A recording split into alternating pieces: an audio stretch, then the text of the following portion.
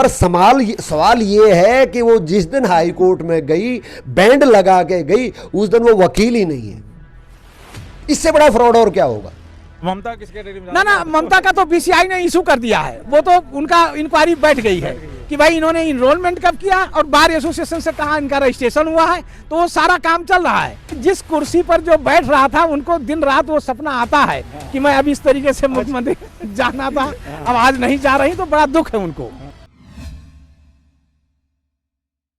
ममता बनर्जी का एक वो मतलब क्या ज़्यादा एक्साइटमेंट में अपनी रेलिवेंसी दिखाने के लिए कि वो मैं अभी भी मरी नहीं हूँ, जिंदा हूँ, शेरनी हूँ, उस चक्कर में वो गाचा खा गई कि वो सुप्रीम कोर्ट में भी जो है ना काला कोट पहन के आ गई थी और हाई कोर्ट भी पहुँच गई वो काला कोट पहन करके। अरे जो बार काउंसिल ऑफ इंडिया के रूल हैं, उस रूल के तहत ये है, अगर आप किसी भी ऐसी पोस्ट को ऑक्यूपाई करते हैं जिससे गवर्नमेंट के एक्सचेकर से आपको फंडिंग आ रही है, अदर देन अगर आप वो पैसे सैलरी ले रहे हैं लेकिन आप लीगल डिपार्टमेंट में हैं, तो फिर आपको जुर्म, जैसे पब्लिक प्रोसिक्यूटर, एएसजी हैं, एडिशनल स्टैंडिंग काउंसिल हैं, ये भी सैलरी लेते गवर्नमेंट से, तो वो तो बार काउंसिल के मेंबर रहेंगे। अदरवाइज आप चीफ मिनिस्टर हैं, आप मिनिस्टर हैं या एम्बेसडर हैं, यहाँ गवर्नर लग गए हैं या कोई और सरकारी ओएसडी लग गए, कहीं भी सरकारी पोस्ट पे हैं जिसमें आप कोर्ट में आप रिप्रेजेंट नहीं कर रहे हो किसी चीज को, तो आपको अपना लाइसेंस जो है सरेंडर करना होता है। और जिस दिन आप उस पोस्ट से हटेंगे तो आप बार काउंसिल में अप्लाई करेंगे कि मेरा जो लाइसेंस को रिवोक कर दिया जाए।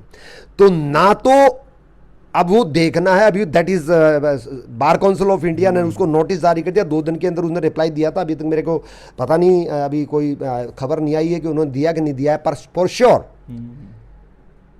क्योंकि वो हारने के 1 या 2 दिन के बाद में कॉल, इसका मतलब इतना टाइम तो लगना चाहिए।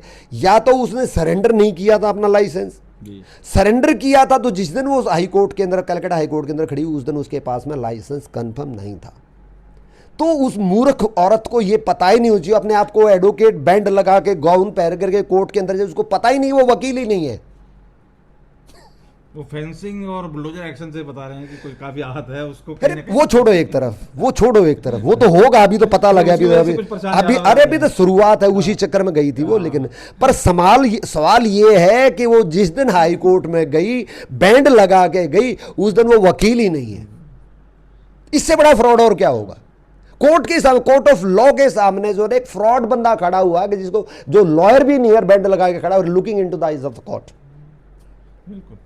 आज ममता को भी समझ में आ गया, तो हाई कोर्ट जा रही है तो? अरे कहीं जाएं, हाई कोर्ट जाएं, सुप्रीम कोर्ट जाएं, ये सबके लिए खुला है दरवाजा। वकील बन गई है बता रहे हैं। अरे वकील बने और जज बने, यदि उनका एज एंड क्वालिफिकेशन, इनरोलमेंट यदि सही है, एलिजिबल क्राइटेरिया है, तो वो जज बने। मुझे नहीं, वो वहीं का ना बने, अपने वहां का आकर के सुप्रीम कोर्ट में बने। तो यहाँ तो सीजे साहब ने कहा है कि बहुत फर्जी घूम रहे हैं उनके बाद ही बयान आया ये।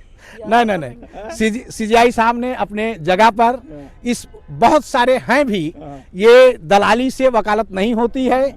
मुझे भी अफसोस रहता है, हम लोग देखो यंग बच्चे आते हैं, नरेश यादव हरियाणा से आए हैं, ये बच्ची यहाँ से है, जिमी भारती हैं, ये सारे बच्चे, आप कहाँ से बेटा? Come here, yes, new commerce from Jabalpur. कौन सी यूनिवर्सिटी है सर? मैं Saint Aloysius. Yes, एलाइसिस institute, first year है? नहीं, अभी मेरा थर्ड ईयर। मैं कहता हूँ जो बच्चे फ्रॉम बिगिनिंग टू कंप्लीट कर रहे हैं कोर्स, इन्हें मौका दिया जाए, और जो ये फर्जी वकील बन करके घूम रहे हैं इन्हें बंद किया जाए। तो ममता किस कैटेगरी में? ना ममता का तो बीसीआई ने इशू कर दिया है, वो तो उनका इंक्वायरी बैठ गई है कि भाई इन्होंने इनरोलमेंट कब किया और बार एसोसिएशन से कहा इनका रजिस्ट्रेशन हुआ है, तो वो सारा काम चल रहा है। और बीसीआई के मनन कुमार मिश्रा जी वो सही काम कर रहे हैं, कोई हार क्यों नहीं मान रही है? वो जिद किया, अब मान जाएंगी।